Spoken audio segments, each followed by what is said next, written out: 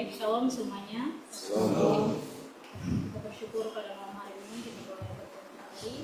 Dan sebelum kita memulai bimbingan kita pada malam hari ini, mari kita mengambil sikap saat yang sejenak saat dimulai.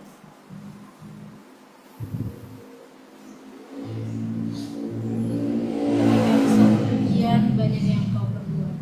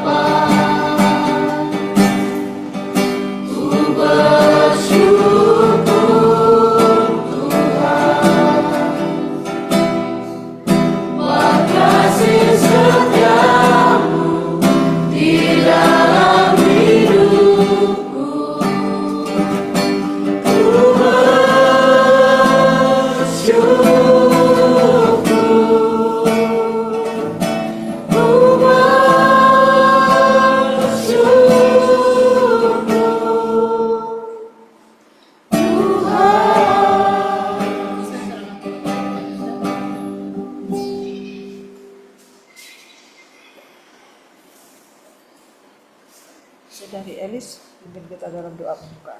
Kita berdoa. Bapa kami mengucap syukur untuk kebaikan-Mu. Terima kasih karena hari ini Tuhan boleh membuka kami kembali di tempat ini Tuhan, untuk kami boleh belajar bersama-sama dalam firman-Mu. Terima kasih Tuhan Yesus kalau menyerahkan kami sepenuhnya dalam dalam kasih-Mu. Dan kami berdoa khususnya untuk kepala yang akan membawakan materi Tuhan, senantiasa memberkati kehidupannya. Bukan daripada Tuhan boleh Tuhan curahkan dalam kehidupan kami. Terima kasih Tuhan, teman-teman kami yang mungkin saat ini sedang dalam perjalanan di tempat ini Tuhan, sertai Tuhan jumlahkan mereka di tempatnya dalam kudus sukacita. Terima kasih Tuhan Yesus dan menyerahkan waktu kami sepenuhnya hanya di dalam nama Tuhan Yesus kami berdoa. Haleluya. Amin.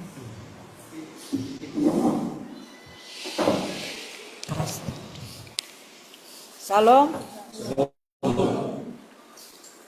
Kita berdiri semuanya.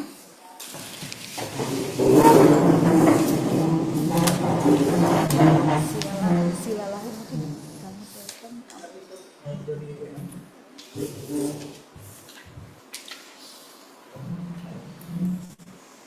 Pengakuan iman rasuli. Pengakuan iman rasuli. Aku percaya kepada Allah, Bapa yang Maha Kuasa, Bapa langit dan bumi, dan kepada Yesus Kristus, Anaknya yang tunggal Tuhan kita, yang dikandung daripada Roh Kudus, lahir dari yang maha, yang menderita sengsara, di bawah pemerintahan Pontius Pilatus, disalibkan, mati dan dikuburkan, turun ke dalam kerajaan Allah, pada hari ketiga, bangkit pula dari antara orang, naik ke surga, duduk di sebelah kanan Allah, Bapa yang Maha Kuasa, dan akan datang ke sana untuk menghakimi orang yang hidup dan mati. Aku percaya kepada Roh Kudus, Gereja yang kudus dan am, persekutuan orang kudus, ampunan dosa, kebangkitan hari dan hidup yang kekal. Amin. Doa Bapa kami. Kami di surga, dikuduskan namamu, datanglah kerajaanmu, jadilah kehendakmu di bumi seperti di surga. Berikanlah kami pada hari ini makanan kami yang sesungguhnya, dan ampunilah kami atas kesalahan kami, seperti kami juga mengampuni orang yang bersalah kepada kami. Dan jangan membawa kami ke dalam pencobaan, tetapi lepaskanlah kami daripada yang jahat. Karena Engkau yang Maha dan kuasa dan kemuliaan sampai selama-lamanya. Amin.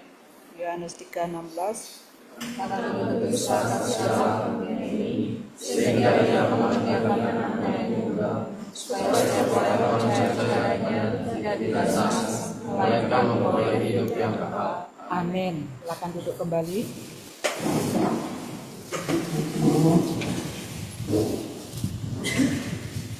Ya, evaluasi yang kemarin. Ini gambaran surga ya. Apakah semua orang akan masuk surga? Kenapa?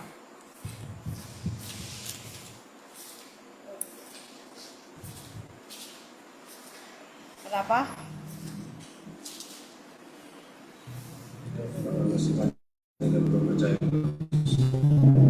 Karena? Karena masih banyak yang belum percaya. Ada jawab lain? Karena ada dosa. Iya. Tidak semua orang bisa masuk surga. Kenapa? Karena ada dosa. Bagaimana supaya caranya masuk surga? Ini yang perlu kita tahu.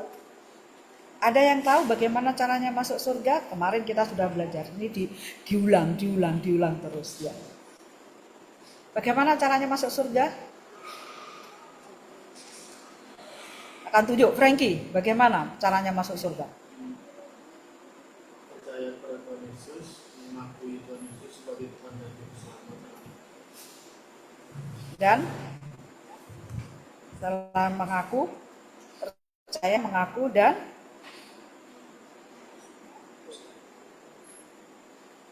sorry, menghindari dosa. Sisil, dan percaya. Mai kemarin nggak ikut ya? Andriano,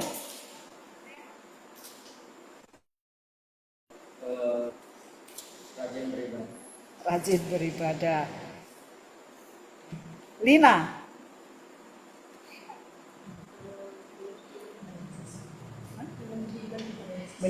memiliki iman kepada Yesus. Caranya bagaimana? Nah, kita akan melihat kembali kenapa tidak semua orang bisa masuk surga, karena ada dosa. Jadi dosa inilah yang membuat orang tidak bisa masuk surga. Ini semua orang telah kehilangan kemuliaan Allah. Di mana itu ayatnya? Roma 3 ayat 23. Karena semua orang telah berbuat dosa dan telah kehilangan kemuliaan Allah. Dan kecenderungan manusia itu memang hatinya adalah berbuat dosa. Nah, kita akan melihat tabiat manusia ya. Tabiat hati manusia sebelum percaya kepada Tuhan. Jadi sebelum percaya kepada Tuhan, setelah manusia pertama jatuh ke dalam dosa, siapa manusia pertama yang jatuh dalam dosa? Adam dan Hawa. Nah, setelah manusia pertama itu jatuh ke dalam dosa, itu tabiat di dalam hatinya itu memiliki turun lagi. Apa gambarnya biar kelihatan?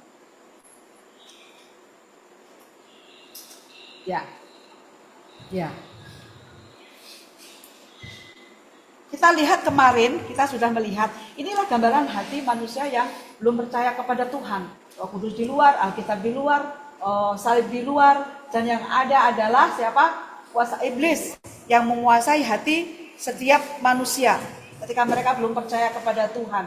Nah, tabiatnya adalah di sini seperti merak. Merak itu adalah sombong. Itu sudah ada ya di dalam hati manusia, memang kecenderungan manusia itu sombong. Ya? Enggak. Ya enggak. Walaupun kita sudah percaya sama Tuhan Yesus, itu masih ada, tetapi masih bisa dikendalikan oleh karena nanti kita akan lihat ya. Dan juga ada kambing yang bisa menanduk, melukai teman-temannya, menipu temannya, babi yang dibersihkan kembali lagi ke lumpur seperti manusia diminta ampun, setelah itu kembali lagi kepada dosa, dan harimau yang menerkam, yang memangsa temannya sendiri dalam pekerjaan maupun dalam hal apapun, ular, licik, dan juga di atas itu apa? Serigala itu juga serakah, serigala memangsa serakah dan sebagainya. Dan kura-kura itu apa? Malaslah bekerja. Kalau malas bekerja sih memang itu kecenderungan manusia ya, tapi nggak semua manusia malas bekerja. Tapi malas untuk mendengarkan firman Tuhan, malas untuk membaca firman Tuhan kalau yang sudah percaya kepada Tuhan, dan malas mendengarkan hal-hal yang benar. Ini sulit sekali orang-orang seperti ini untuk percaya sama Tuhan kalau tidak mereka benar-benar dijamah oleh Tuhan. Nah, kita akan baca di dalam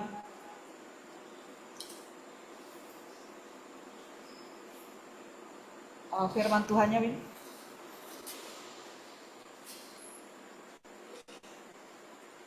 Ya, Kejadian 8 ayat 21. Kita akan buka bersama-sama. Gak usah, karena mereka semua bawa. Kejadian pasal 8 ayat 21 kita akan baca bersama-sama.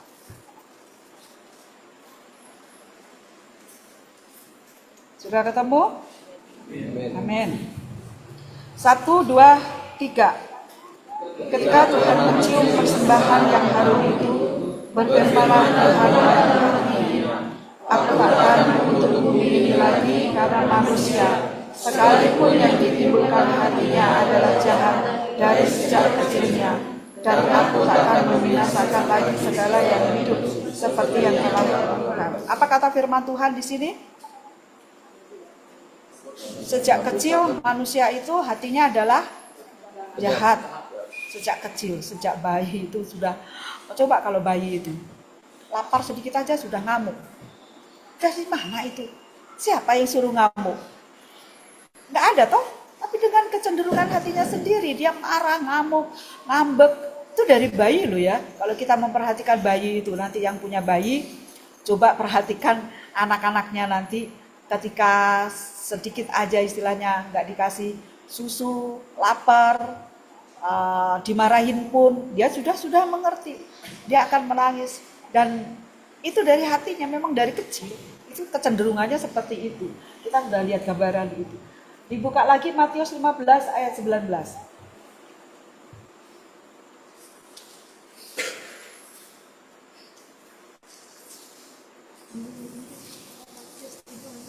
Matius 15 ayat 19. Sudah ketemu? Kita baca bersama-sama. 1, 2, 3. Karena dari hati timbul segala pikiran jahat, pembunuhan, perzinahan, percabulan, pencurian, sumpah palsu, dan hujat. Jadi timbul dari mana semuanya itu? Dari hati. Ketika Hawa jatuh ke dalam dosa, pertama-tama itu yang membuat dia jatuh itu asalnya dari mana? Dari hati. Ketika hatinya mengolah, oh iya ya buah itu enak, dan kata iblis, nanti aku akan sama seperti Tuhan. Nah, diolah, akhirnya diambillah buah itu. Jadi semuanya itu adalah diolah dalam hati. Ketika kalian mau, seandainya kita mau jatuh ke dalam dosa. Sebetulnya siapa pusatnya yang kita membuat jatuh dalam dosa? Hati kita. Ketika hati kita tidak bisa mengendalikan diri, maka kita jatuh ke dalam dosa. Hati itu suka menimbang-nimbang. Sekali aja deh berbuat dosa, kan masih nanti setelah ini kan minta ampun, nggak apa-apa dilakukan. Nah, ditimbang-timbang itu namanya adalah kata hati ya, kata hatinya seperti ini. Jadi dia lebih menuruti kata hatinya daripada kata Roh Kudus kalau orang percaya. Tapi bagaimana kalau orang yang belum percaya? Ya mereka akan cenderung terus melakukan dosa karena tidak ada yang mengatur hatinya. Tidak ada yang bisa mengendalikan hatinya kecuali itu adalah mata hati. Yang bintang itu adalah mata hati ya. Dan itu mata hatinya yang berkata bahwa oh ini jahat. Kan walaupun orang yang tidak percaya kepada Tuhan kan tahu kan ya, yang jahat dan yang tidak. Oh ini benar, ini jahat. Saya harus pisah ini. Siapa? David, kamu duduk di sana. biar nggak saling menggoda antara satu dengan yang. Ayo kamu duduk di sana di belakang. Nanti kalau ada yang senyum-senyum saya akan pindahkan lagi ya. Karena kita belajar. Nah inilah namanya godaan. Ketika digoda tidak bisa mengendalikan diri, dia tidak akan bisa masuk firman itu di dalam hatinya. Karena kecenderungan manusia adalah dalam hati tadi. Nanti Juan kalau ketawa-ketawa tak pindahin juga. Atau Juan pindah. Di sebelahnya Bapak ya. Biar lebih serius kita ya. Baik, berikutnya.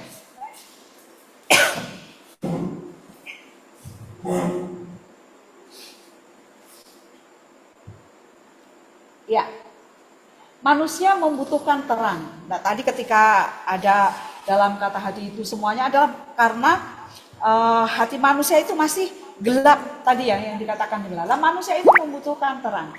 Maka di sini dibutuhkan ketika ada penginjilan atau ketika kita dengarkan firman, itu ada dua pilihan antara kita menerima dan tidak menerima. Ketika yang menerima nanti dia akan merasakan sesuatu.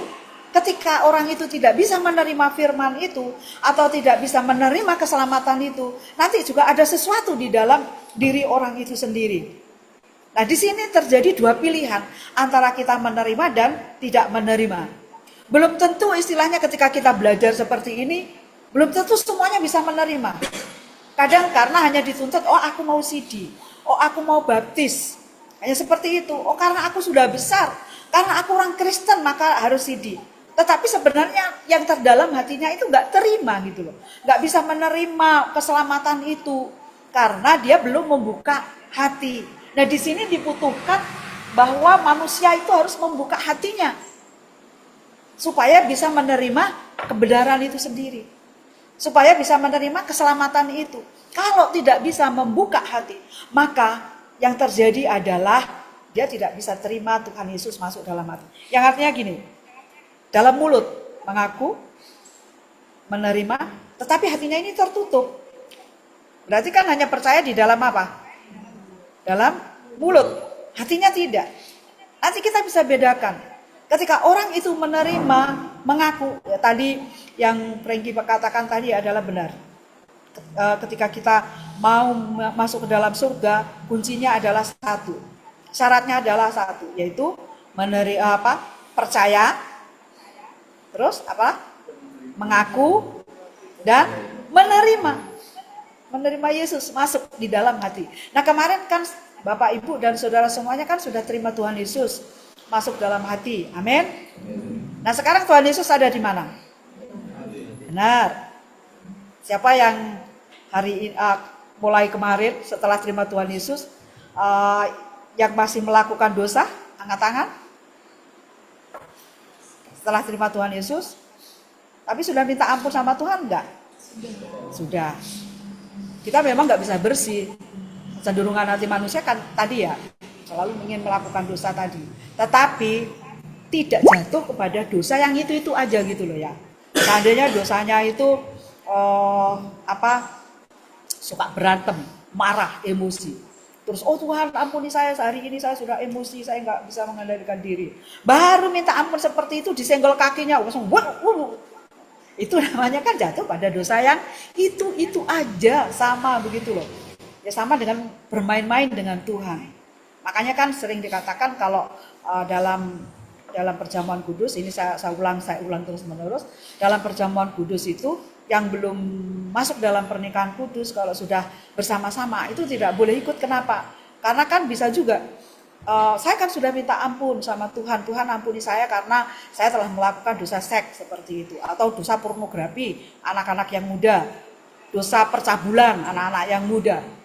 Tetapi setelah kita ikuti perjamuan kudus, nah setelah pulang atau beberapa hari kemudian jatuh lagi pada dosa yang itu lagi.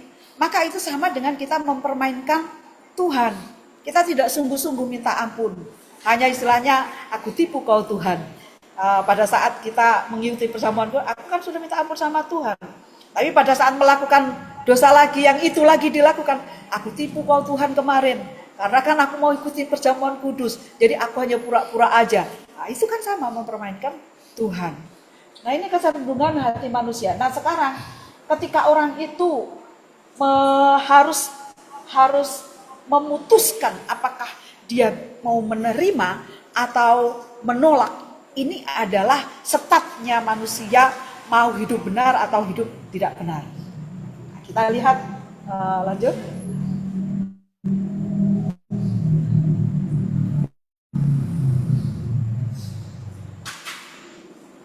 Sebelumnya hati yang menerima kayaknya. Ya, terus satu lagi. Ya, ini. Terus ya, ke atas terus. Hati yang menolak. Nah, ini. Hati yang menolak, coba diturunkan lagi gambarnya ini. Ya, di sini firman Alkitab ditutup. Roh Kudus pergi. Padahal pada saat mau mengambil keputusan itu, tadinya itu setatnya adalah kuasa-kuasa kecenderungan tabiat hati karakter ini sudah mau pergi. Tapi pada saat orang itu menutup hatinya kembali, wah senang nih iblisnya langsung duduk di hati manusia. Waduh, sekarang aku yang menjadi pemimpin di dalam hatinya karena dia sudah menolak firman Tuhan, menolak Tuhan. Dan kembali lagi kuasa-kuasa iblis, yaitu dikuasai setiap karakter itu. Siapa yang menguasai? Siapa yang menguasai? Nih, kalau saya mau tunjukkan. Tadi kan tidak ada ini kan tidak ada. Nah, setelah orang itu tidak mau menerima kebenaran, tidak mau menerima Yesus sebagai juru selamat, maka ini yang memimpin. Jadi iblis semua karakter pemalas, karakter apa ini yang kembali kepada kekotoran lagi, itu semua dipimpin oleh iblis, dikendalikan. Jadi ini semakin parah, manusia hidupnya di dalam dosa. Dan yang menjadi pemimpin di situ adalah iblis yang nomor satu. Kesombongan semuanya itu dipimpin oleh iblis ketika orang itu tidak mau menerima Yesus sebagai juru selamat. Yang memimpin adalah iblis. Kita akan buka firman Tuhan.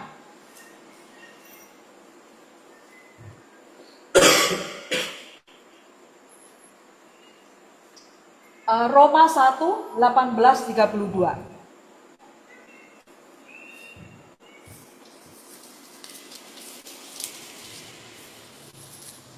Semua harus buka Alkitab ya. Nanti kalau malas kayak siapa? Kita berarti karakter kita siapa tadi? Malas? Pura-pura. Jangan disebut nanti yang malas, hei kamu pura-pura. Jangan gitu ya. Ini hanya gambaran karakter manusia. Roma pasal 1 ayat 18 sampai yang ke 32. Kita akan baca semuanya supaya mengerti. Jadi jangan malas baca firman Tuhan. 1, 2, 3. Sebab murka Allah nyata dari surga atas segala kefasikan dan kelaliman manusia yang menindas kebenaran dengan kelaliman. Karena apa yang dapat mereka ketahui tentang Allah nyata bagi mereka, sebab Allah telah menyatakannya kepada mereka. Sebab apa yang tidak nampak daripadanya, yaitu kekuatannya yang kekal dan keilahiannya, dapat nampak kepada pikiran dari karyanya sejak dunia diciptakan, sehingga mereka tidak dapat berdalil. Sebab sekalipun mereka mengenal Allah, mereka tidak memuliakan Dia sebagai Allah atau mengucap syukur kepadanya. Sebaliknya, pikiran mereka menjadi sia-sia dan hati mereka yang bodoh menjadi gelap. Mereka berbuat seolah-olah mereka penuh hikmat, tetapi mereka telah menjadi bodoh. Mereka menggantikan kemuliaan Allah yang tidak fana dengan gambaran yang mirip dengan manusia yang fana, burung-burung, binatang-binatang yang berkaki 4, atau binatang-binatang yang menjalar. Karena itu Allah menyerahkan mereka kepada keinginan hati mereka akan kecemaran, sehingga mereka saling mencemarkan tubuh mereka. Sebab mereka menggantikan kebenaran Allah dengan dusta, dan memuja dan menyembah makhluk dengan melupakan penciptanya yang harus dipuji selama-lamanya. Amin. Karena itu Allah menyerahkan mereka kepada hawa nafsu yang memalukan, sebab istri-istri mereka menggantikan persetubuhan yang wajar dengan yang tak wajar. Demikian juga suami-suami meninggalkan persetubuhan yang wajar dengan istri mereka dan menyala-nyala dalam birahi mereka seorang terhadap yang lain, sehingga mereka melakukan kemesuman laki-laki dengan laki-laki, dan karena itu mereka menerima dalam diri mereka balasan yang setimpal untuk kesesatan mereka. Dan karena mereka tidak merasa perlu untuk mengakui Allah, maka Allah menyerahkan mereka kepada pikiran-pikiran yang terkutuk, sehingga mereka melakukan apa yang dengan rupa-rupa kelaliman, kejahatan, keserakahan, dan kebusukan, penuh dengan dengki, pembunuhan, perselisihan, tipu muslihat, dan kefasikan.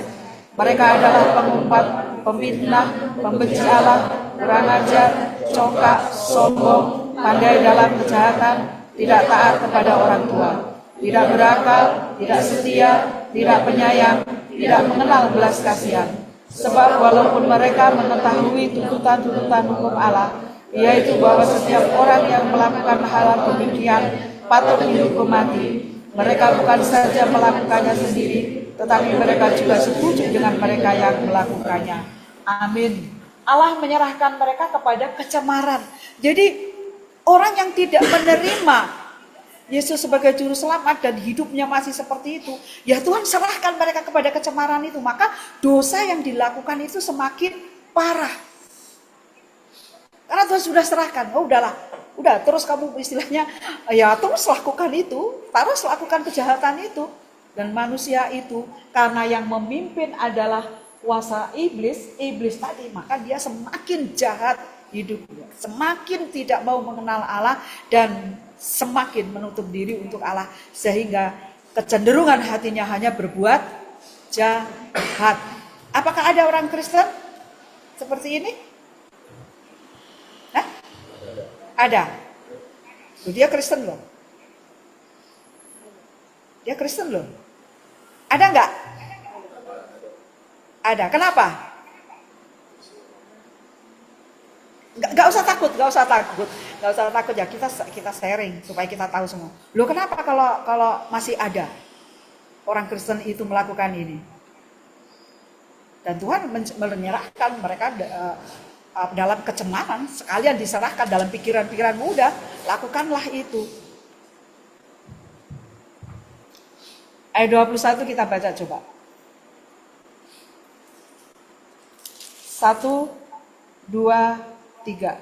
Sebab sekalipun mereka mengenal Allah, mereka tidak memuliakan Dia sebagai Allah untuk mengucap syukur kepadanya. Sebaliknya peran mereka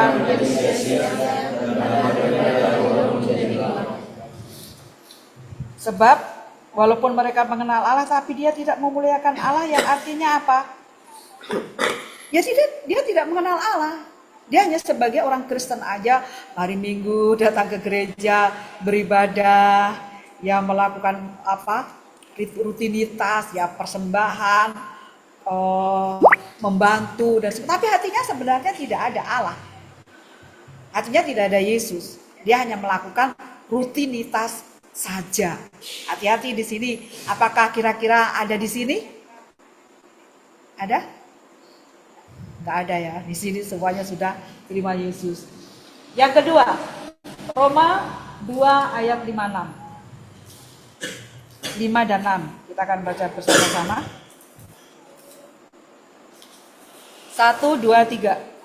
Tetapi oleh kekerasan hatimu yang tidak mau bertobat, engkau menimbun murka Allah sendiri pada hari waktu mana murka dan hukuman Allah yang adil akan dinyatakan. Ia akan membalas setiap orang menurut perbuatannya. Yaitu mendapat murka Allah. Dan mendapat di ayat 6 dikatakan apa? Balasan menurut perbuatannya. Semuanya ada konsekuensinya. Dia akan mendapat balasan itu. Kisah Para Rasul 17.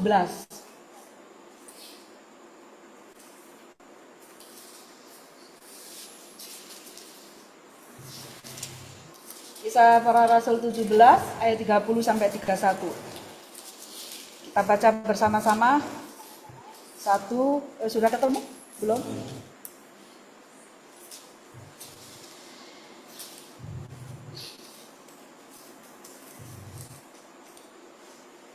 Kita baca bersama-sama 1, 2, 3. Dengan tidak memandang lagi zaman kebodohan, maka sekarang Allah memberitakan kepada manusia bahwa di mana-mana semua harus tobat.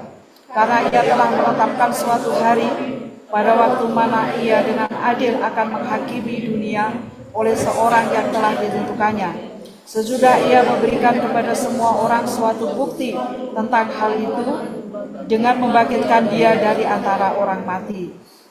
Jadi akan dihakimi.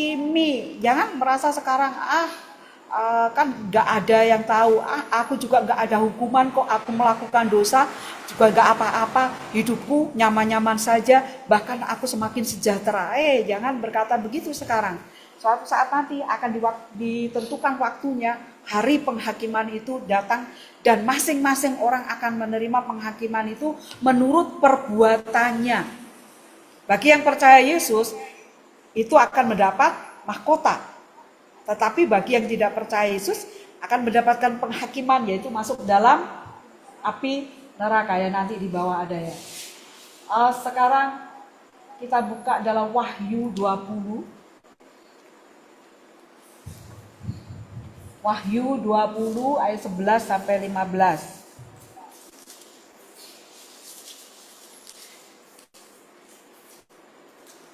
Sudah ketemu?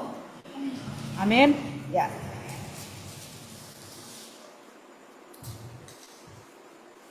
1, 2, 3. Lalu aku melihat suatu tahta putih yang besar dan Dia yang duduk di atasnya. Dari hadapannya lenyaplah bumi dan langit, dan tidak ditemukan lagi tempatnya. Dan aku melihat orang-orang mati besar dan kecil,